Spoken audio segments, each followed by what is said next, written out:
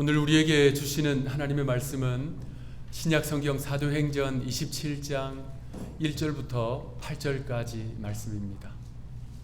사도행전 27장 1절부터 8절까지 저와 여러분들이 한 절씩 교독하시고 마지막 8절 합독하겠습니다. 우리가 배를 타고 이달리아에 가기로 작정되매 바울과 다른 죄수 몇 사람을 아구스도 대의 백부장 율리오란 사람에게 맡기니 아시아 해변 각처로 가려하는 아드리아문데도 배에 올라가 마게도니아의 데살로니가 사람 아리스다가도 함께하니 이튿날 시돈에 대니 율리오가 바울을 친절히 대하여 친구들에게 가서 대접받기를 허락하더니 또 거기서 우리가 떠나가다가 맞바람을 피하여 구브로 해안을 의지하고 길리기아와 밤빌리아 바다를 건너 루기아의 무라시에 이르러 거기서 백부장이 이달리아로 가려 하는 알렉산드리아 배를 만나 우리를 오르게 하니 배가 더디가 여러 날 만에 간신히 니도 맞은편에 이르러 풍세가 더 허락하지 아니하므로 살몬의 앞을 지나 그레데 해안을 바람막이로 항해하여 간신히 그 연안을 지나 미항이라는 곳에 이르니 라세아 시에서 가깝더라. 아멘. 순풍이호라는 사자성어가 있습니다. 바람이 불어가는 방향을 향해서 외친다. 바람이 불어가는 방향을 향해서 소리친다. 누군가 바람이 불어오는 방향을 마주서서 소리를 지른다면 그 소리는 멀리 가지 못할 겁니다. 그런데 바람이 불어가는 그 방향에 서서 소리를 지른다면 바람과 함께 그 목소리는 멀리까지 쉽게 잘 전달되겠지요. 순풍이호라는 말은 좋은 기회가 있을 때 그 기회를 붙잡고 일하는 것이 자신이 원하는 것을 편안하게 또 순적하게 이룰 수 있다라는 의미입니다. 우리가 익히 사용하는 물 들어올 때 노를 저어라 라는 말과 같은 의미이지요. 썰물 때 바닷물이 다 빠집니다. 그러면 배가 어떻게 돼요? 바닥에 딱 붙어 있어요. 그때는 누가 아무리 애를 쓰고 용을 쓰고 노를 저어도 배는 한치도 움직이지 않습니다. 그런데 밀물이 되면 배가 물 위에 뜹니다. 노는 그때 저어야 되지요. 그래야 배가 원하는 곳에 원하는 방향으로 신속하게 갈 수 있습니다. 순풍이호, 바람이 부는 방향으로 소리친다, 외친다. 복음서에 보면 우리 예수님께서 설교하시는 장면이 자주 나오잖아요. 특히 주님의 주요 사역지였던 이 갈릴리에서 주님이 설교하실 때 순풍이호의 원리를 사용하신 장면들이 있습니다. 우리 예수님께서 공생의 기간에 사역하실 때 수많은 사람들이 주님을 따랐어요. 때로는 수천 명의 사람들이 주님을 따랐습니다. 그 많은 사람들에게 주님이 설교를 하셨는데 어떻게 주님의 말씀이 그들에게 들렸을까요? 어떻게 주님의 목소리가 그 멀리까지 전달되었을까요? 이스라엘 현지에서 정착해서 살아가시면서 연구하는 신학자들, 목회자들의 설명을 들어보면 역시 우리 예수님은 참 지혜로우셨다라는 것을 알 수 있습니다. 주님의 그 주요 활동지 갈릴리 호수는요, 저 멀리 헬몬산과 이어져 있어요. 그곳은 이 지리적 특성에 의해서 오전과 오후에 바람의 방향이 바뀝니다. 오전에는요, 바람이 호수에서 불어서 산 위로, 언덕 위로 불어 올라갑니다. 오후에는 반대로 바람이 산에서 불어 내려옵니다.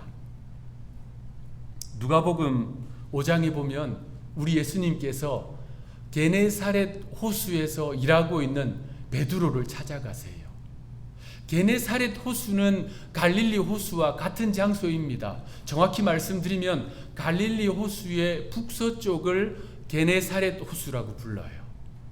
주님은 그곳에서 베드로를 만나시는데 한 가지 요구를 하십니다. 배를 조금 띄워라.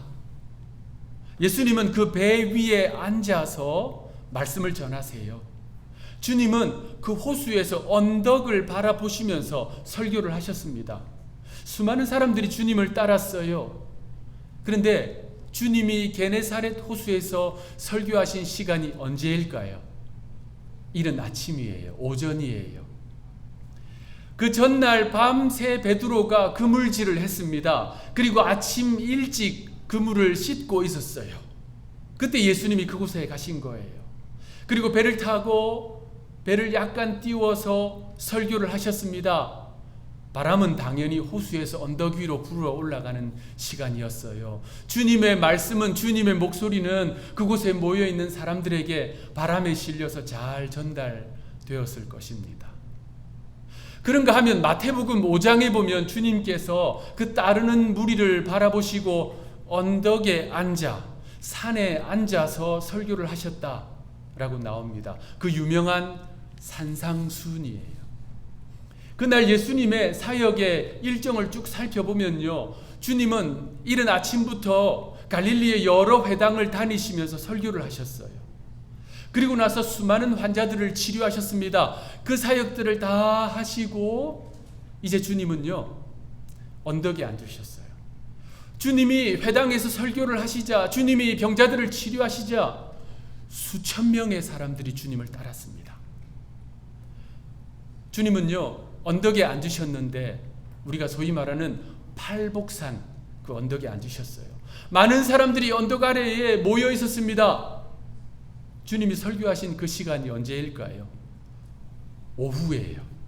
오후나 이른 저녁입니다. 왜냐하면 그 오전부터 사역하신 내용을 쭉 보면 필시 그 시간일 수밖에 없어요. 오후는 바람이 언덕에서 아래로 불어 내려갑니다. 마찬가지로 주님의 목소리는 바람에 실려서 거기 모여있는 많은 사람들에게 잘 전달되었을 거예요. 주님은 지금으로부터 2000년 전에 벌써 이 순풍 2호의 원리를 그대로 사용하신 거예요. 역시 우리 주님은 참 섬세하시고 지혜로우신 분입니다. 이처럼 바람이 불어가는 방향으로 소리를 지르는 것은 지혜로운 방식입니다. 물이 들어올 때 노를 젓는 것이 현명하지요. 그런데 실제로 우리의 인생을 쭉 살펴보면 그러한 좋은 기회가 늘 우리의 삶에 가까이 있는 것이 아닙니다. 뭐든지 타이밍에 맞게 척척 해결되면 좋겠는데 그렇지 않는 경우가 많다는 거예요. 오히려 우리에게 도움을 주는 순풍보다는 어려움을 주는 역풍이 심심치 않게 불어오는 것이 우리의 삶입니다. 오늘 본문의 사도 바울처럼 말입니다. 여러분 인생의 역풍을 만나면 어떨까요? 힘들지요, 어렵지요, 고통스럽지요. 그래서 가능하면 우리는 그 역풍을 피하려고 합니다. 또는 그 역풍이 잠잠해지고 순풍으로 바뀔 때까지 기다리는 것이 현명합니다. 그런데 역풍을 피할 수가 없어요. 순풍을 기다릴 수도 없습니다. 오늘 본문의 사도 바울이 직면한 상황이 딱 그 상황이에요. 본문을 보니까 사도 바울이 드디어 제국의 심장부 로마를 향해서 길을 떠납니다. 바울은요, 이 총독 베스도와 왕 아그리빠 2세로부터 무죄를 선언받았습니다. 그런데 그가 이 황제 가이사에게 상소했기 때문에 로마로 압송되는 거예요. 1절에 보니까 바울은 배편으로 호송이 되고 있습니다. 바울과 더불어 다른 죄수들은 백부장 율리오의 관리하에 배를 타고 항해를 시작했습니다. 우리가 지금 살펴보고 있는 사도행전 27장을 쭉 보면요, 그 항해 전체가 한마디로 매우 어렵고 힘든 항해였어요. 배가 출발해서 한참을 가다가 큰 바람을 만나서 산산조각 부서질 때까지 이 항해는 역풍의 연속이었습니다. 그래서 오늘 본문 4절에 보니까 바울이 탄 배는 맞바람을 맞았다, 역풍을 맞았다 라고 기록하고 있습니다. 7절에 보니까 풍세가 허락하지 않았다 라고 기록하고 있어요. 바람이 허락하지 않았습니다. 그래서 이 배가요, 이 지중해를 가로지르지 못하고 구불구불한 해안선을 따라서 큰 바람을 피해서 항해하려고 했습니다. 큰 바다를 가로질러야 빨리 갈 것인데 바람 때문에 해안선을 따라가니까 속도가 현저히 줄어들었을 거예요. 그러다가 이 배는 결국 14절에 보니까 유라굴로라고 하는 광풍을 만났습니다. 자, 바울 당시에는요, 그 시대에 지중해 연안에 있는 국가들은요, 9월부터 이듬해 3월까지는 급한 일이 아니면 지중해 항해를 하지 않았어요. 광풍이 많이 불었거든요. 특히 11월부터 이듬해 1월까지는 지중해 항해가 금지된 기간이었어요. 그런데 바울이 배를 타고 떠난 기간이 바로 그때입니다. 사도 바울은요, 3차례나 지중해 연안의 국가들의 선교 여행을 다녔습니다. 오고 가고 하면서 지중해를 많이 가로질렀어요. 그래서 그 위험성을 알고 있었습니다. 바울은 그래서 백부장 율리오에게 이 항해를 미루어야 합니다 라고 요청했어요. 자, 오늘 본문 사도행전 27장 9절에서 11절 우리 한 목소리로 합독하겠습니다. 시작. 여러 날이 걸려 금식하는 절기가 이미 지났으므로 항해하기가 위태한지라. 바울이 그들을 권하여 말하되 여러분이여, 내가 보니 이번 항해가 하물과 뱀 우리 생명에도 타격과 많은 손해를 끼치리라 하되, 백부장이 선장과 선주의 말을 바울의 말보다 더 믿더라. 백부장이요, 죄수 신분으로 압송되고 있는 바울보다 선장과 선주의 말을 아마 상식적으로 더 귀 기울이지 않았겠습니까? 그런데 그 배는 바울의 예견대로 계속적으로 역풍을 만납니다. 그러다가 앞서 말씀드린 대로 유라굴로라고 하는 광풍을, 태풍을 만났어요.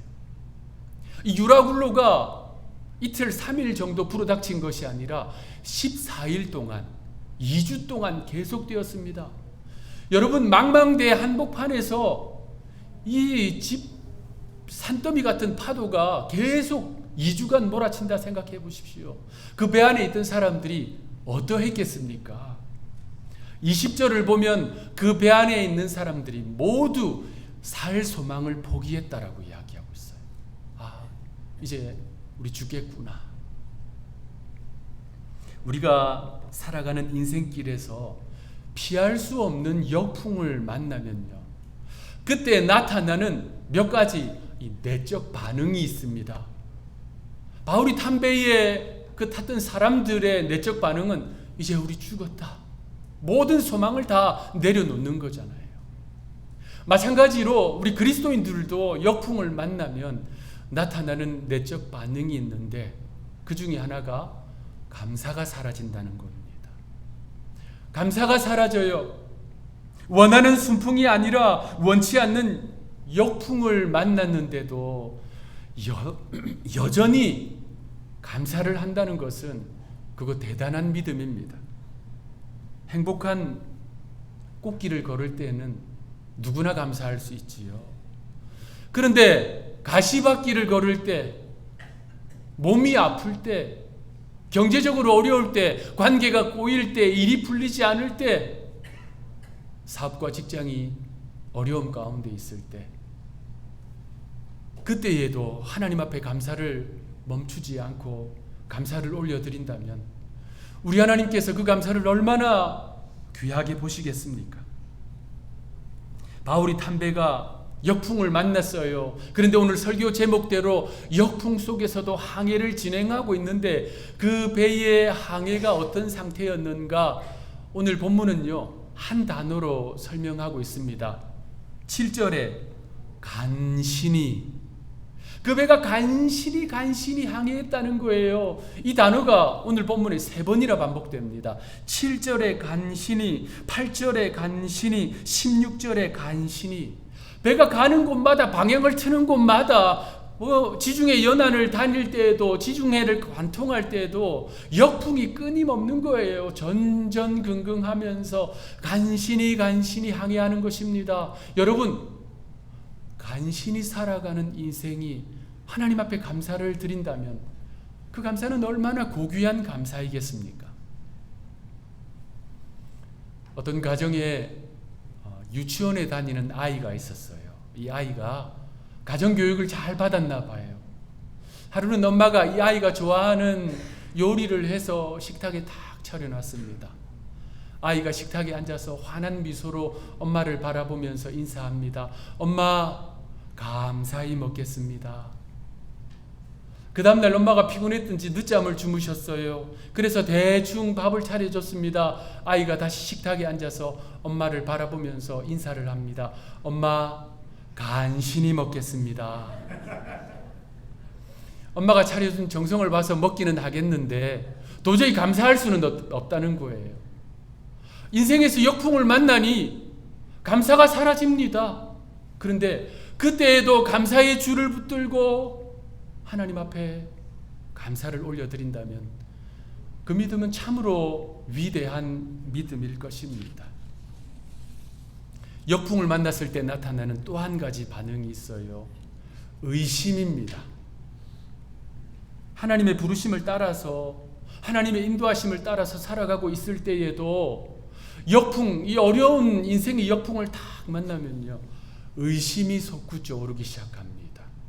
의심이라는 것은 마치 샘물과 같아요. 한번 문이 열리면요, 계속 의심이 샘솟아 오릅니다. 나에게 이 인생의 역풍을 주신 하나님은 과연 나를 사랑하시는가? 여기서 멈추지 않아요. 더 나아가서 하나님은 과연 실존하시는가? 하나님은 과연 존재하시는가? 시편 42편은 인생의 역풍을 만난 사람의 내적 상태가 어떠한지 잘 보여줍니다. 그 시편 9절을 보면 그는 원수의 압제라고 하는 심각한 역풍을 만났어요.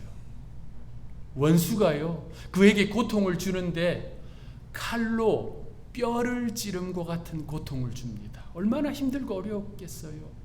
너무나 고통스러워서 그는 먹지도 마시지도 못했어요. 그가 밤낮으로 주야로 흘리는 눈물이 자신의 유일한 양식이라고 이야기합니다.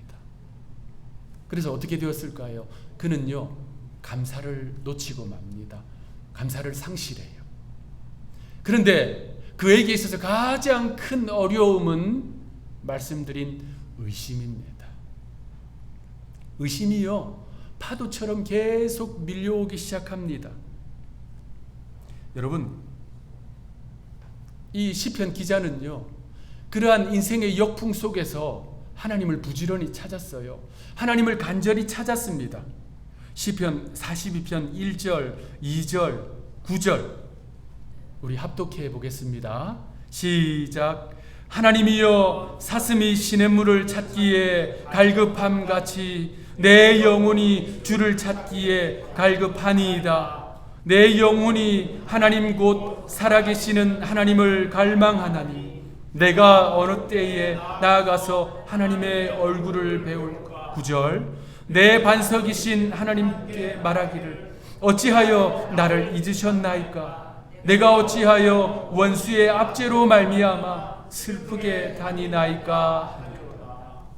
그는요, 목마른 사슴이 시냇물을 찾듯이 하나님을 찾고 구했습니다. 그런데 역풍 속에서 하나님을 배울 수가 없는 거예요. 기도를 해도 하늘이 막혀 있는 것 같습니다. 불안하지요, 답답하지요, 어렵지요, 낙심되지요. 그래서 하나님 앞에 외치는 거예요. 하나님, 저를 잊으셨습니까? 하나님 저를 돌아보지 않으십니까? 의심이라는 존재는 이 틈을 놓치지 않아요. 이 틈을 결코 놓치지 않습니다. 그래서 그에게 속삭입니다. 너의 하나님이 어디 있느냐? 너의 하나님이 과연 존재하시기는 하냐? 너는 그저 망상에 빠져 있을 뿐이다. 하나님은 실존하지 않는다. 오늘 본문 3절 말씀, 사람들이 종일 내게 하는 말이 네 하나님이 어디 있느냐 하오니 내 눈물이 주야로 내 음식이 되었도다. 이 시편 기자가요 듣는 이야기가 이런 거예요. 계속 그의 귀에 이야기하는 거예요. 네 하나님이 어디 있냐? 하나님이 너를 사랑하신다며, 너 하나님을 신뢰한다며, 그런데 너에게 어떻게 이런 어려움이, 인생의 역풍이 닥쳤느냐? 그런데 의심은 여기서 멈추지 않습니다. 10절, 내 뼈를 찌르는 칼같이 내 대적이 나를 비방하여 늘 내게 말하기를 네 하나님이 어디 있느냐? 네 하나님 살아계신 거 맞냐? 너는 존재하지 않는 하나님을 믿는 것 아니냐? 역풍 속에서 감사가 사라져 버렸습니다. 거기서 더하여 의심이 물밀듯이 밀려옵니다. 그런데 이 시편 42편이 참 고귀한 것은요, 그러한 역풍을 만난 이 시편 기자가 어떻게 그 문제를 헤쳐나갔는가입니다. 5절 말씀 우리 합독하겠습니다. 시작. 내 영혼아 네가 어찌하여 낙심하며 어찌하여 내 속에서 불안해하는가? 너는 하나님께 소망을 두라. 그가 나타나 도우심으로 말미암아 내가 여전히 찬송하리로다. 그런데 또 의심이 밀려와요. 또 의심이 속삭입니다. 그래서 그는 한 번 더 외칩니다. 11절, 내 영혼아 내가 어찌하여 낙심하며 어찌하여 내 속에서 불안해하는가? 너는 하나님께 소망을 두라. 나는 그가 나타나 도우심으로 말미암아 내 하나님을 여전히 찬송하리로다. 그는요 지금 자신의 영혼을 향해서 외치는 거예요. 선포하는 겁니다. 명령하는 거예요. 내 영혼아, 내 영혼아, 어찌하여 낙심하느냐? 어찌하여 불안해하느냐? 어찌하여 두려워하느냐? 너는 너의 소망을 하나님께 두라. 하나님을 바라보라. 그가 결국 나타나실 것이다. 그가 결국 도와주실 것이다. 그래서 나는 여전히 그 하나님을 찬송할 것이다. 여러분, 우리가 믿는 하나님은요 완전하신 분입니다. 하나님의 계획은 온전하세요. 하나님은 절대로 실수하지 않는 분이십니다. 하나님은요 우리의 인생을 놓고 주사위 던지시는 분이 아닙니다. 저의 인생을 놓고, 여러분 한 분 한 분의 인생을 놓고 이렇게 할까 저렇게 할까 놓고 주사위 던지시는 분이 아니에요. 하나님은 우리의 삶을 놓고 저글링 하시는 분이 아닙니다. 하나님은 태초부터 이미 저와 여러분, 우리 교회를 향한 온전한 계획을 가지고 계신 분입니다. 하나님은 하나님의 선하신 뜻과 방법을 통해서, 저를 통해, 여러분 한 분 한 분을 통해서 그 구원의 경륜을 반드시 이루어 가십니다. 그 하나님을 신뢰한다면 혹시 여러분이 역풍을 만났을 때에라도 이렇게 외쳐야지요. 내 영혼아, 내 영혼아 어찌하여 두려워하느냐, 불안해하느냐, 염려하느냐? 하나님을 바라보라. 하나님을 바라보라. 묵상할수록 참 큰 은혜를 주는 찬송가가 있습니다. 찬송가 373장. 특히 2절은 오늘 이 설교 내용과 그 의미가 맞닿아 있습니다. 큰 물결 일어나 나 쉬지 못하나 이 풍랑으로 인하여 더 빨리 갑니다. 본문에 바울이 탄 배가 풍랑을 만났어요. 그러다가 풍랑이 줄어드는 것이 아니라 훨씬 큰 역풍을 만났습니다. 유라굴로를 만났습니다. 그 배가 어떻게 되었게요? 산산조각 나고 맙니다. 그런데 놀라운 것은 그 배에 탄 사람이 단 한 사람도 죽지 않아요. 모두 구사일생으로 멜리데라고 하는 섬에 상륙합니다. 자, 여러분, 멜리데가 어디에 있을까요? 지도를 보여주시면요, 멜리데는 이탈리아 반도 바로 아래쪽에 있습니다. 바울이 가려고 했던 곳이 어디입니까? 이탈리아 로마 아닙니까? 저 배가 지중해에서 14일 동안 풍랑을 만나서 이리저리 유리방황하고 표류했어요. 그런데 눈 떠보니까 이 배가 어디에 와 있습니까? 이탈리아 로마 바로 아래쪽에 와 있는 거예요. 그 풍랑으로 인해서, 역풍으로 인해서, 광풍으로 인해서 오히려 가야 할 그곳에 더 빨리 당도해 있는 것입니다. 이것이 풍랑 속에서도 끊임없는 하나님의 신실하신 사랑인 거예요. 말씀을 마무리하겠습니다. 지난 저희 휴가 가운데 일정 중에 이 맘모스 레이크에서 참 좋은 시간을, 귀한 시간을 보냈는데요. 그 중에 하나가 가까이에 있는 모노 레이크를 또 방문했습니다. 여러분 아마 거의 다 방문해 보셨을 거예요. 모노 레이크가 참 아름답잖아요. 그런데 그 물이 바닷물보다 몇 배로 이 염분이 높은 짠물이잖아요. 그런데다가 강 알칼리 성물이라 그 어떤 물고기도 살 수가 없습니다.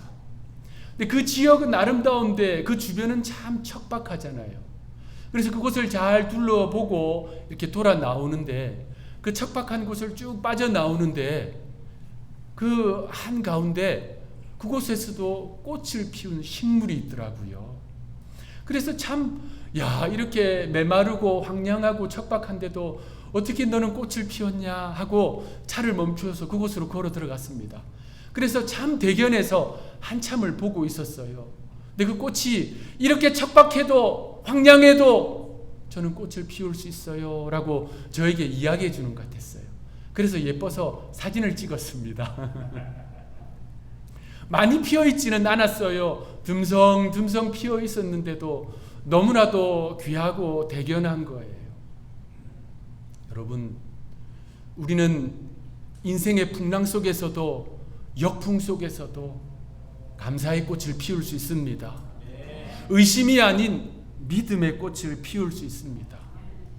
그러기 위해서는 그 순간마다 자신의 영혼을 향해서 명령해야 될 거예요. 내 영혼아, 내 영혼아, 어찌하여 낙심하느냐, 두려워하느냐, 불안해하느냐. 너는 너의 소망을 하나님께 두라. 그는 결국 나타나실 것이다. 나를 도와주실 것이다. 그래서 나는 그 하나님을 향해서 찬송할 것이다. 그 모든 풍랑을 통해서 우리로 하여금 은혜의 항구에 더 빨리 당도하게 하시는 신실하신 하나님을 바라보며 믿음으로 살아가는 저와 여러분들이 되시기를 구주 예수님의 이름으로 축원합니다. 기도하겠습니다. 하나님, 인생의 역풍이 다가오면 낙심이 됩니다. 염려가 됩니다. 감사가 사라집니다. 의심이 물밀듯이 다가옵니다. 그러나 하나님, 우리는 그 하나님을 그 순간에도 바라보기를 원합니다. 감사의 꽃을 피우게 하여 주옵소서. 믿음의 꽃을 피우게 하여 주옵소서. 사랑하는 우리 성도들, 역풍 속에서도 그 신실하신 하나님을 붙들고 믿음으로 승리하여서 주님이 예비하신 은혜의 항구에 더 빨리 당도하는 은총이 저희들의 삶에 있게 하여 주옵소서. 감사하옵고 구주 예수님의 이름으로 기도하옵나이다.